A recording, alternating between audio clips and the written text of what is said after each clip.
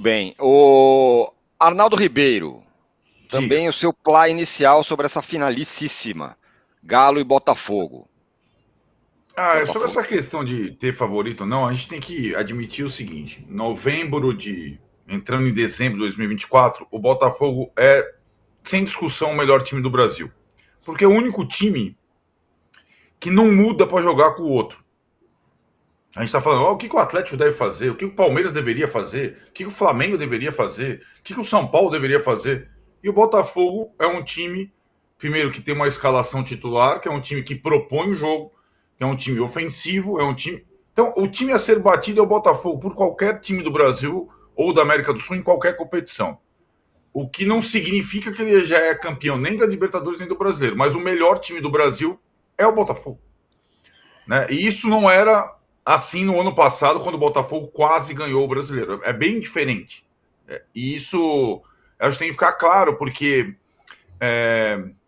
os adversários buscam justamente fórmulas para brecar esse melhor time do Brasil hoje, o melhor time da América do Sul. Né? E que ganhou na terça-feira uma confiança que parecia ter evaporado nos jogos contra os times mais fechados e as perdas de pontos gigantes, né, nos jogos do Brasileiro, sobretudo quando jogou em casa. Ficou claro também nessas partidas em que o Botafogo tropeçou que, como disse o Mauro, a tal linha de 5, a falta de espaço, o jogo mais truncado dificulta para esse time do Botafogo. Então pode ser sim que o Milito e o Atlético, eu não acredito, Juca, que o Atlético jogue. O Atlético do Milito é um time curioso. A melhor versão desse Atlético é a versão retrancada.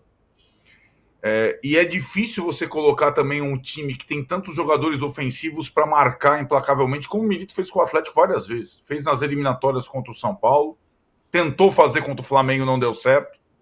Tentou fazer contra o Fluminense, foi castigado lá no finalzinho no Maracanã, depois conseguiu reverter em casa. Fez contra o River em Buenos Aires, apesar de ter passado um pouco de sufoco no primeiro tempo.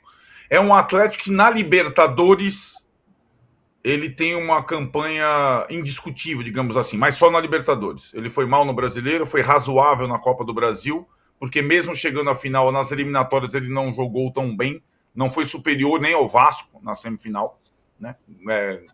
Se classificou com um gol do Hulk no final, mas na Libertadores, que parece ser a frente em que o Atlético mergulhou completamente, ele faz uma boa Libertadores desde o início. Né? E tem essa chance única. Né? Eu acho que se jogarem hoje 10 vezes Botafogo e Atlético, o Botafogo ganha 7, 6.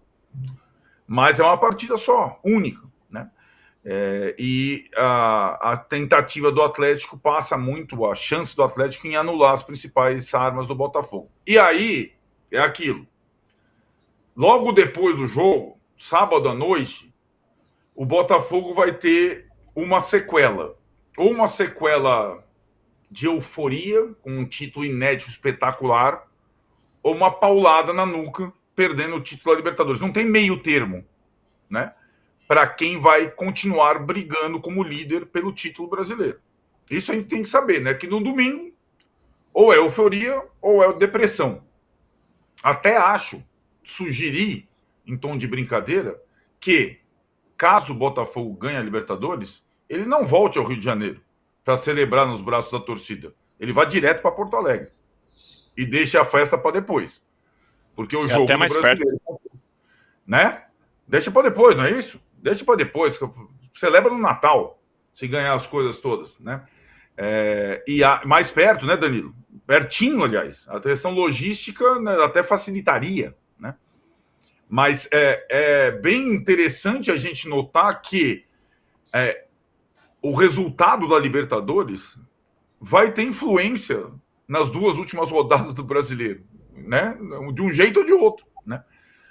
Então, eu não tenho a expectativa, como o Juca tem, de uma final aberta, sensacional, mas uma final muito tensa e com consequências inevitáveis na próxima semana, em que estaremos aqui discutindo as duas últimas rodadas do Brasileirão.